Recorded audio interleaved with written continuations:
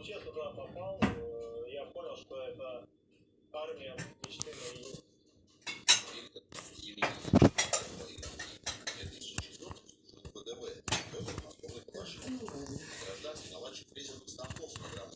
Может, и чаю тебе может набить? Я сначала ждал, думал, может, повестка мне придет, я же все-таки служивший, вот, но ничего не пришло. Вот, ну и я решил потихоньку закрывать свой бизнес. Как бы рассчитался со своими обязанностями перед заказчиками. Вот, сдал помещение, распределил оборудование. Спокойный и многословный фрезер. В военном деле не новичок. Здесь на полигоне он как своей стихии и радуется его мальчишку. И я его понимаю. А вот здесь прям такие интенсивные тренировки. Ну да, тяжело, там музыкалка уже не та. Но все равно это зато интересно. Мы постреляли уже из РПГ, из АГС. Перевернуть дом на голову своих семьи и своих собственных. Такой личности кажется самое главное. Ради чего? Ну как, родину надо защищать. Да я решил, что раз уж здесь я особо не нужен, то нужно делать волк другими методами. Женя Некрасов, зубной лимон. В армию попал через волонтерство. Возил гуманитарку в Донецк. Но потом в голове что-то еще. Папа врач ветеранов. В один момент я в Донецке попал в районе обстрел, там РСЗО «Ураган» стреляла по нам. Забился в какой-то подъезд, а там мирные люди сидят и так привычно просто говорят, да, пересиди только дома. Так сделалось, что просто кидаются как районы города, убивают мирных людей. Я пошел воевать артиллеристом по Донецкой Народной Республике. Вот. Воевал несколько месяцев там. Моя главная цель была отправить армию подальше от Донецка, чтобы в генералах меньше людей. Никита, ему всего 23 года. Он родился и вырос в российской столице, поэтому недолго взял Москва. Что его снова на вас?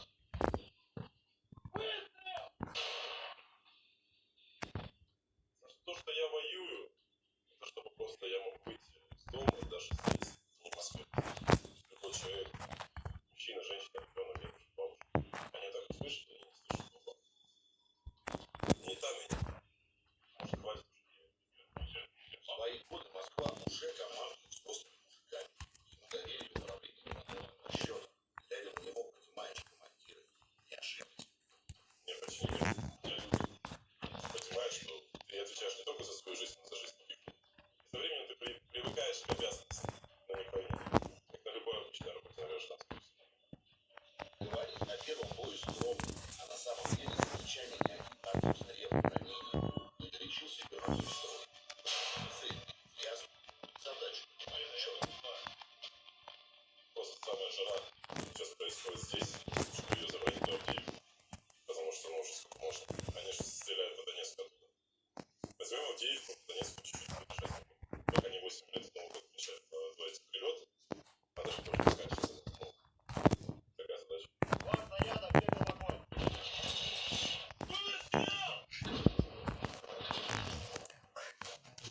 Но стремятся на фронт самые разные люди. Есть на учебном полигоне и такие. Подачи. Что вообще об армии имеет смысл представление. Я автомат. До этого тоже тебя не фигурит, один вызов.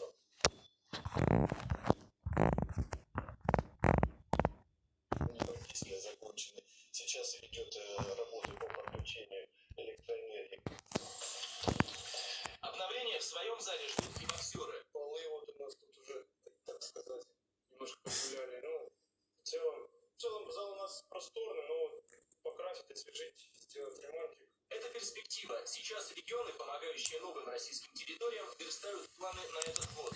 Шествие на Донбассе продолжается. Темп взят. Главная задача – не сплавлять. Ольга Копенко, Андрей Стифоров. Вести. Луганская Народная Республика. США несколько часов назад завершилась спецоперация «Шпионский шар». Наконец-то сбили этот шар. Ну, конечно, опасно сбивать. А вдруг там какое-нибудь бактериологическое оружие? Так, надо закрыть окошко. Уже известно, что ради этой операции власти перекрывали воздушное пространство над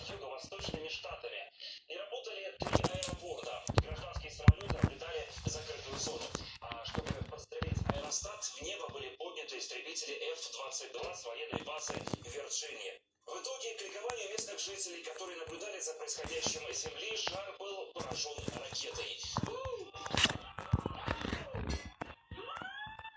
Уже известно, что сама операция прошла по личному поручению президента Джо Байдена. В среду, когда меня проинформировали о шаре, я приказал Пентагону сбить его как можно скорее. Военные сказали мне, давайте подождем до наиболее безопасного места, чтобы сделать это. Они решили, что лучшее время, когда аэростат окажется над водой в пределах 12 миль от побережья. Реакция Пекина не заставила себя долго ждать.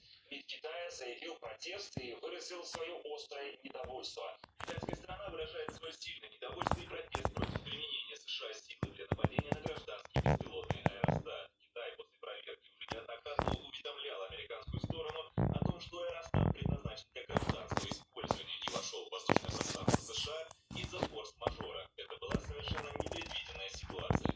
Сейчас обломки аэростата, который спокойно пересек всю территорию Соединенных Штатов, ищут американские спецслужбы, которые планируют изучить, был ли он разведывательным или действительно не представлял угрозы.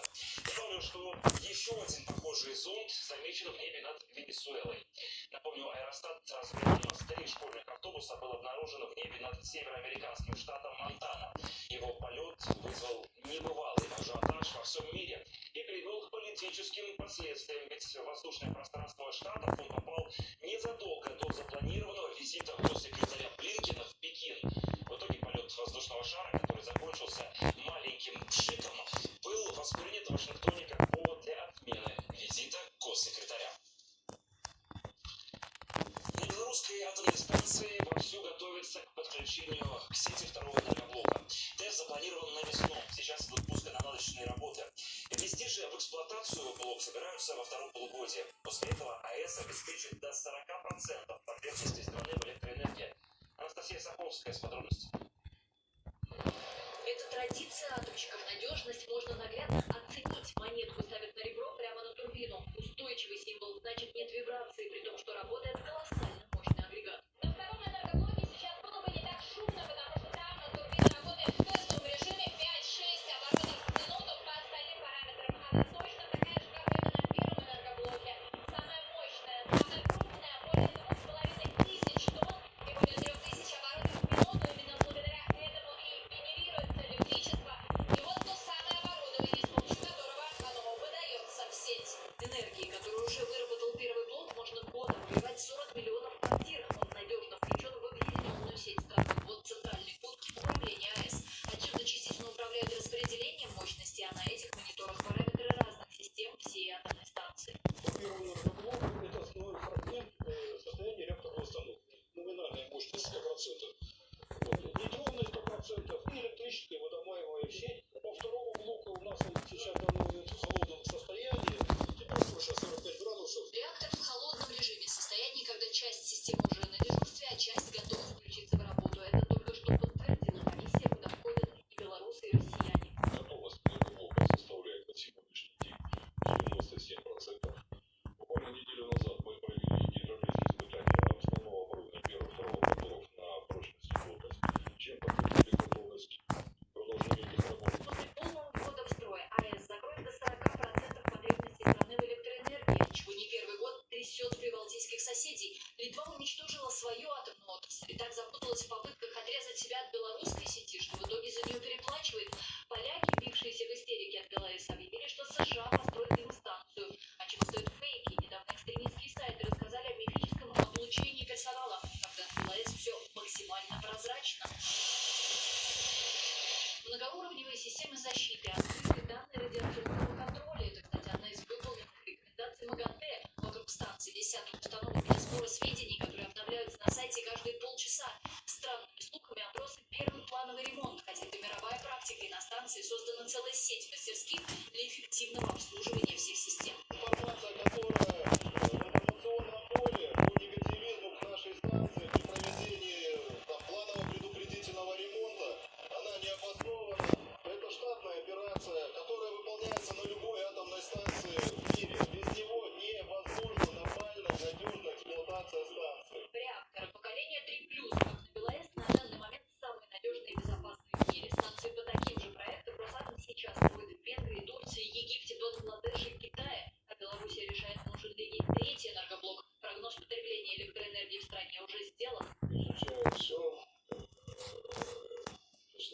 вместе с Министерством экономики, с другими министерствами, с Национальной академией наук для того, чтобы в ближайшей перспективе разработать технико-экономическое обоснование для принятия окончательного решения. Но задача такая есть. По данным белорусского Минэнерго, пробное включение Белгород в сеть планируется уже в марте-апреле, а вход в промышленную эксплуатацию во второй половине года. Анастасия Саховская, Александр Александрович, Олег Белецкий, Вести, Республика Беларусь. Сильный туман окутал дороги в Тюменской области. Видимость в некоторых участках сейчас не превышает несколько десятков метров. Водители просят быть предельно осторожными. Для контроля за движением машин усилена работа экипажей ДПС, которые дежурят на самых опасных участках дорог. Непростая ситуация сложилась на федеральной трассе Тюмень. Также плохая видимость сейчас наблюдается на трассе Челябинск-Омск-Новосибирск. Самые актуальные темы, последние новости круглосуточно. Аудитория – вся страна. Сегодня 15 лет отмечают наши коллеги с радиостанции Вести ФМ. Их эфир – это комментарии, репортажи, интервью. У микрофона не просто дикторы, а журналисты со своим взглядом. Дарья Окунева увидела, как работает лучшее новостное радио страны. Вести ФМ.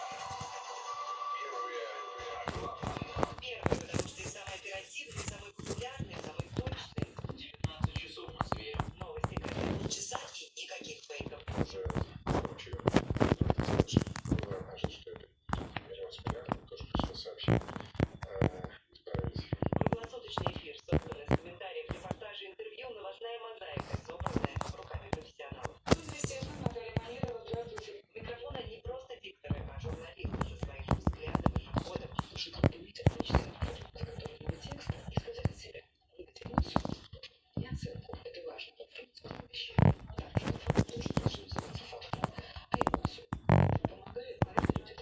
Его авторская программа разрослась до отдельного информационного канала, но он остается в полном контакте и со слушателями Вести ФМ. Наверное, самый тяжелый эфир у меня был 24 февраля 2022 года, потому что Верховный главнокомандующий объявил о начале специальной военной операции было утра, а в 7 уже был в эфире. Но высочайшая ответственность. То есть поэтому, наверное, только поэтому тяжело. Они проживали все главные события вместе со страной, не просто сообщая о происходящем, порой участвуя.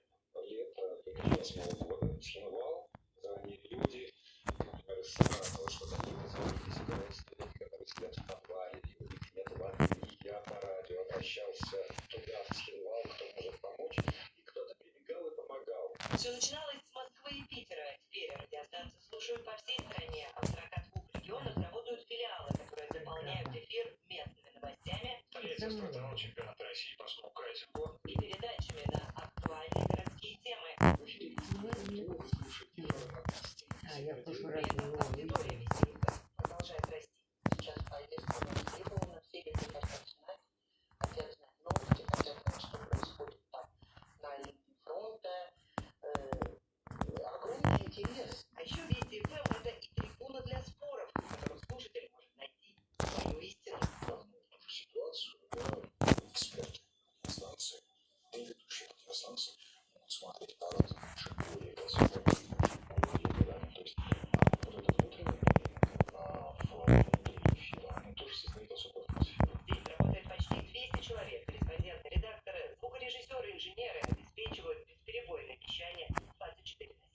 Сердце радиостанции — эфирная аппаратная. Отсюда вот уже 15 лет выходят новости и аналитические программы, которые слушают. Теперь и смотрят. Самые актуальные передачи идут в прямом эфире на платформе Смотрим.ру. Радиоведущих узнают в лицо. И это еще один стимул быть первыми, рассказывая о главном. Дарья Окунева, Елена Тыношина. Рекордные объемы и новые производственные площадки. Фармацевтическое предприятие в Новосибирске – один из лидеров по выпуску лекарств в стране. Сейчас видите около 200 препаратов, и основные – это аналоги импортных.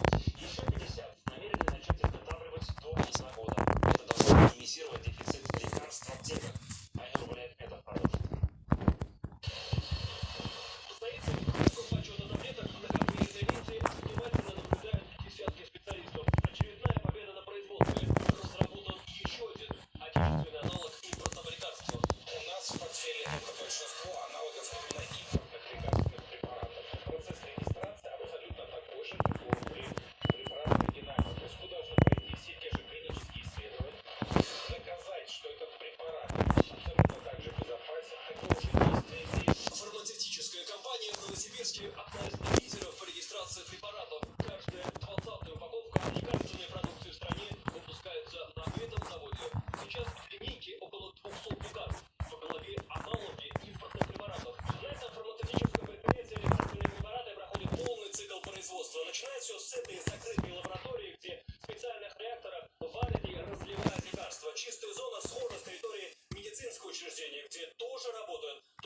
специальных защитных костюмах. Из 500-литровых реакторов лекарство попадает в научную лабораторию. На базе фармпроизводства исследуют активные вещества. Причем сейчас не только своей продукции. Есть различные немецкие, американские, да, там итальянские препараты, которые как бы считаются, ну, раз они оригинальные, то они лучше и так далее.